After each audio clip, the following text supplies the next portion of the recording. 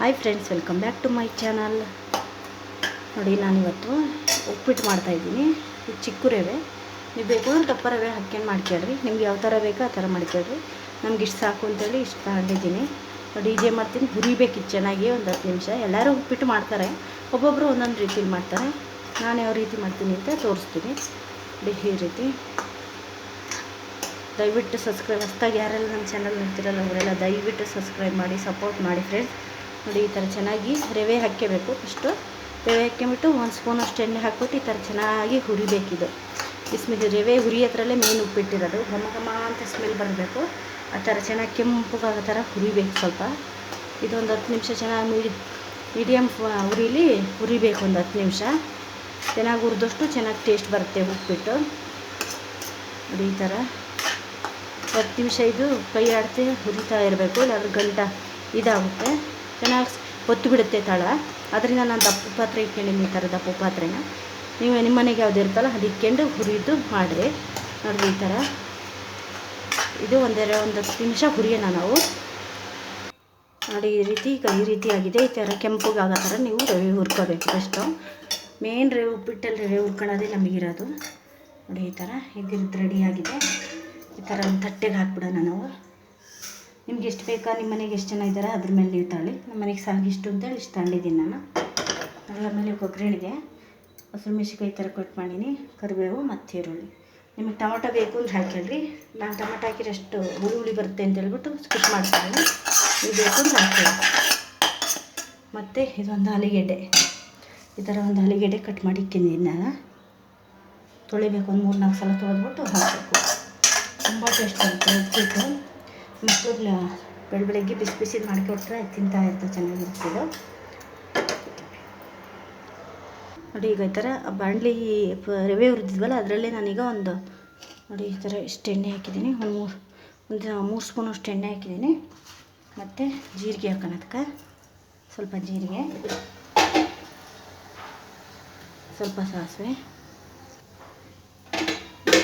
ಆದಮೇಲೆ ನಾವು ಕರಿಬೇವು ಹಾಕೋಣ. ನೋಡಿ, ಈರುಳ್ಳಿ ನಾನು ಈ ಥರ ಉದ್ದುದ್ದ ಮಾಡಿ ಹೆಚ್ಕೊಂಡಿದ್ದೀನಿ. ನೀವು ಸಣ್ಣ ಬೇಕು ಅಂದರೆ ಈ ಥರ ಹಾಕಿದ್ದೀನಲ್ಲ. ಈಗ ಹಸಿಮೆಣ್ಸಿನ್ಕಾಯಿ ಈರುಳ್ಳಿ ಹೆಚ್ಚಿಟ್ಟಿದ್ದೀವಲ್ಲ ಅದನ್ನ ಹಾಕೋಣ ನಾವು. ಈ ಥರ ಉದ್ದುದ್ದಕ್ಕೆ ಮಾಡಿದರೆ ಉಪ್ಪಿಟ್ಟಲ್ಲಿ ತಿನ್ಬೇಕಾದ್ರೆ ಬಾಯಿ ಸಿಗುತ್ತೆ ಅಂತ ಉದ್ದಕ್ಕೆ ಮಾಡಿದ್ವಿ. 2 ಈರುಳ್ಳಿ ಹಾಕ್ತೀನಿ ನಾನು. ಒಂದು 12 ಹಸಿಮೆಣ್ಸಿನ್ಕಾಯಿ, 12 ಹಸಿಮೆಣ್ಸಿನ್ಕಾಯಿ ಹಾಕ್ತೀನಿ. ನೀವು ಖಾರ ಜಾಸ್ತಿ ತಿಂತೀರಿ, ನೀವು ಜಾಸ್ತಿ ಮಾಡ್ತೀರಿ. ಇಲ್ಲ ಕಡಿಮೆ ಅಂದರೆ ಕಡಿಮೆ ಹಾಕಿ. ನೋಡಿ, ಇದೊಂದು 5 ನಿಮಿಷ ಇದು ಫ್ರೈ ಆಗಬೇಕು ಈರುಳ್ಳಿ. ಜಾಸ್ತಿ ಸ್ವಲ್ಪ ಎಣ್ಣೆ ಹಾಕಬೇಕು. ಎಣ್ಣೆ ಜಾಸ್ತಿ ಹಾಕಿ ಚೆನ್ನಾಗಿ ಉಪ್ಪಿಟ್ಟು ಟೇಸ್ಟ್ ಬರುತ್ತೆ. ಇದೊಂದು 2 ನಿಮಿಷ ಫ್ರೈ ಆಗಲಿ. ನೋಡಿ, ನಾನು ಈ ಕಡೆ ರಾಗಿ ಗಂಜಿ ಮಾಡೋಣ ಅಂತ ಹೇಳ್ಬಿಟ್ಟು ಈ ಥರ ಪಾತ್ರೆಯಲ್ಲಿ ನೀರು ಹಾಕಿರ್ತೀನಿ. ತುಂಬ ಚೆನ್ನಾಗಿ ಒಳ್ಳೆದಕ್ಕೆ. ಬೆಳಗ್ಗೆ ರಾಗಿ ಗಂಜಿ ಕುಡಿದ್ರೆ ದೇಹಕ್ಕೆ ಸ್ವಲ್ಪ ಆರೋಗ್ಯನೂ ಚೆನ್ನಾಗಿರುತ್ತೆ. ನೋಡಿ, ಈ ಥರ ನೀರು ಇರ್ತೀನಿ. ಇದೊಂದು 2 ನಿಮಿಷ ಫ್ರೈ ಆಗಲಿ ಇದು ಈರುಳ್ಳಿ.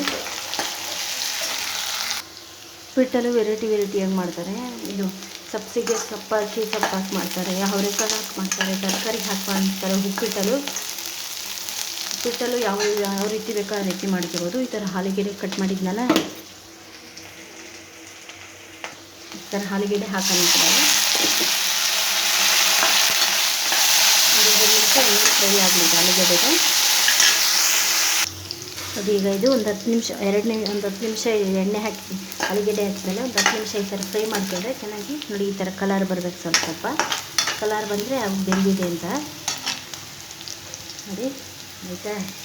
ಈಗ ಸ್ವಲ್ಪ ಉಪ್ಪು ಹಾಕೋಣ ನಾವು.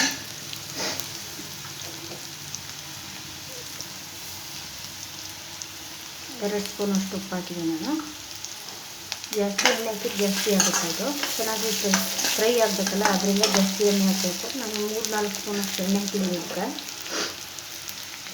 ಇದೆಲ್ಲ ಫ್ರೈ ಆಗಿದೆ. ನೀರು ಹಾಕೋಣ ಎಷ್ಟು ಬೇಕಷ್ಟು.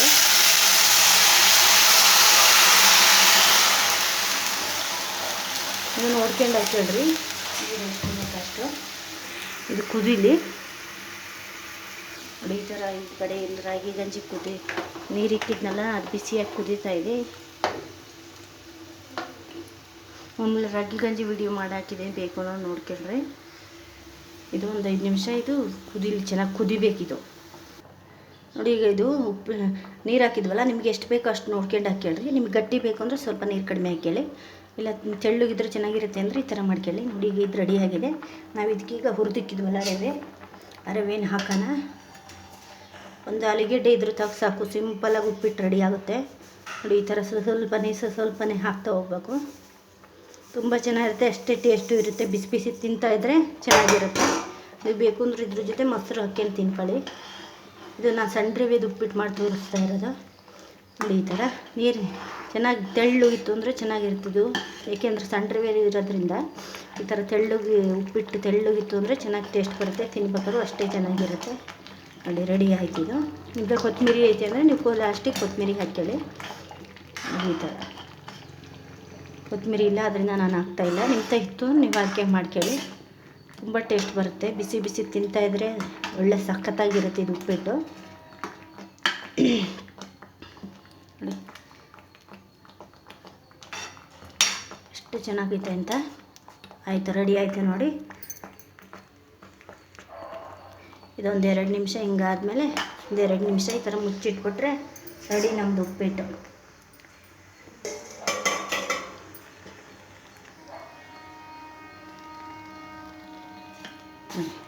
ನೋಡಿ ಅಷ್ಟು ನೀರಿದ್ದು, ಒಂಚೂರು ನೀರಿಲ್ಲಿ ಗಟ್ಟಿ ಆಗ್ಬಿಟ್ಟೈತೆ.